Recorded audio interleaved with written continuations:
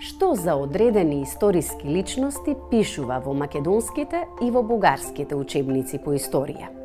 Чии биле Кирил и Методий, цар Самуил, Гоце Делчев и кои се разликите за Втората светска војна?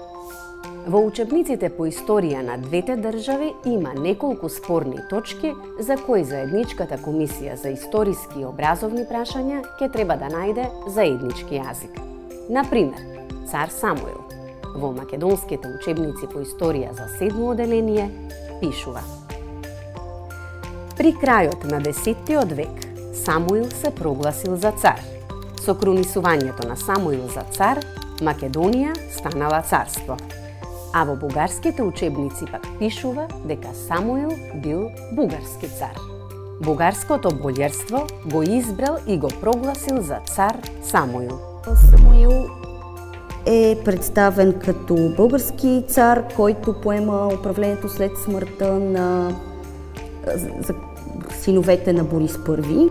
Според нашата наставна програма, лекциите, македонска средновековна држава се однесува на државата создадена од цар Самуил, инаку во терминологијата доста се користи во учебникот и Самуилова држава или Самуилово кралство. Следни се браќата Кирил и Методий.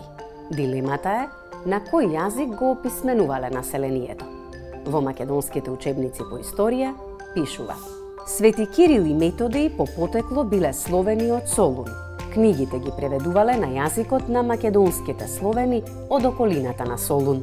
Во бугарските пак се наведува следното: Во лицето на кнезот Борис, пристигнатите во Бугарија ученици на Свети Кирил и Методий имале достоинствен заштитник на словенската книжевност.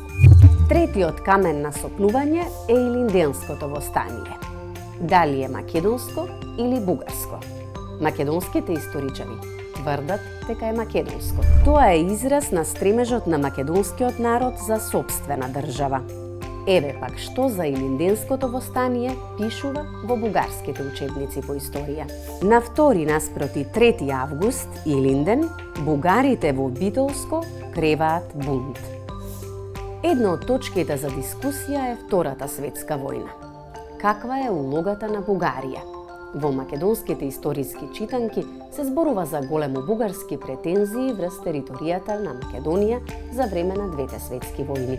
Македонија станала лесен плен и била поделена меѓу 4 фашистички освојувачи – Германија, Италија, Бугарија и Албанија. Во бугарските учебници пак го пишува следново: Од 19 април бугарските воени единици навлегуваат во делови од Егејска Македонија, Вардарска Македонија и Источна Србија и на тие територии воспоставуваат бугарска администрација.